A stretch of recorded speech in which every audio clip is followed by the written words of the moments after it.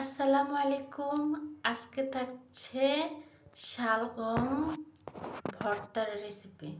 যারা শালগম খেতে পছন্দ করেন না, তারা চাইলে কিন্তু এভাবে ভর্তা বানিয়ে খেতে পারেন। শালগমটাকে আমি কেটে ধুয়ে পরে স্লাইস করে নিয়েছি মেশিনের মাধ্যমে। এভাবে কুচি কুচি করে নিয়েছি মেশিন দিয়ে। পরে শালগমটাকে ধুয়ে একটা পাত্রের মধ্যে রেখেছি। আর শালগম কিন্তু অনেকেই পছন্দ করেন না, আপনারা চাইলে এভাবে খেয়ে দেখতে পারেন। আমার কাছে এভাবে রান্না করাটা কিন্তু খুবই ভালো লেগেছে। আর আমিও কিন্তু শালগম খেতে একদম পছন্দ করি না। তারপর ওদিন রান্না করলাম খেসারি দিয়ে, খুবই মজা লেগেছে। আর আজকে শালগমের ভর্তা রান্না করছি, অনেক ভালো লেগেছে, তাই ভাবলাম আপনাদের সাথে শেয়ার করি।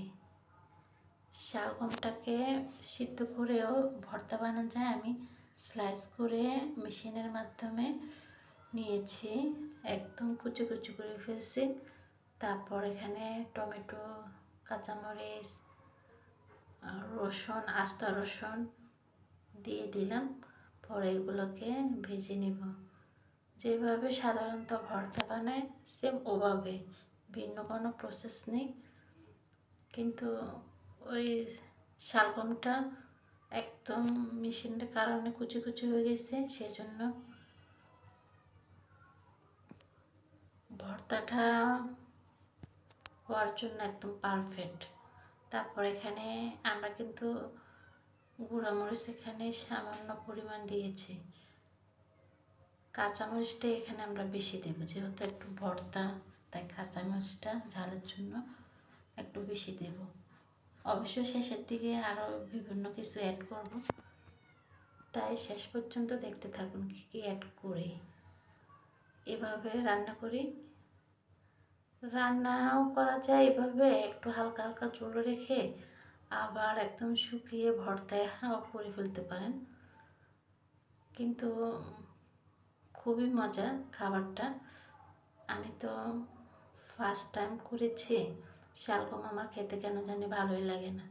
পরে ভাবলাম একটু ভিন্ন রকমভাবে রান্না করলে কেমন হয় দেখি। পরে আজকে রান্না করতে আসলাম এভাবে ভর্তার মতন। খুবই মজা হয়েছে। আমি কিন্তু রান্না করে অলরেডি খেয়ে ফেলছি, তাই বলতেছি অনেক অসাধারণ ছিল খাবারটা। আসলে প্রতিটা খাবারই অনেক মজাদার।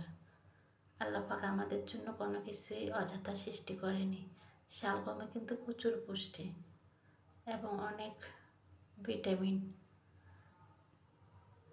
এই তো যখন মশলা দিয়ে শালগমটা কষানো হয়ে যাবে, আমরা এখানে যেহেতু ভর্তা, এটার মধ্যে কোনো মশলা কিন্তু অ্যাড করব না। আর কাঁচামরিচের পরিমাণটা একটু বেশিই দেব। আর শেষে এটা যখন হয়ে যাবে, এই পর্যায়ে আমরা একটা ডিম দিব। আর বিশেষ করে যখন ডিমের কারণে এই খাবারটা বেশি টেস্ট হয়েছে, একটা ডিম দিয়ে দিব। ডিমটা ভালোভাবে হওয়া পর্যন্ত অপেক্ষা করব।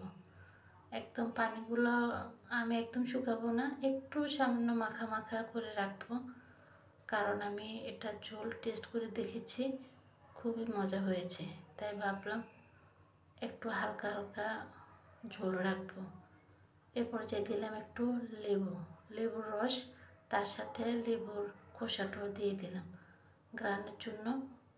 আর আমরা অবশ্যই লেবুর খোসাটা তুলে ফেলবো, একটু হওয়ার অপেক্ষা, যেন মানে 2 সেকেন্ডের মতন একটু ওটার মধ্যে রাখবো, কারণ বেশিক্ষণ রাখলে লেবুর খোসাটা যখন সিদ্ধ হয়ে যাবে তখন একটা তিতা ভাব চলে আসবে। তো এই পর্যায়ে আবার কাঁচামরিচও দিয়ে দিলাম। কাঁচামরিচ ঘ্রাণ করার জন্য কাঁচামরিচটা দিয়েছি।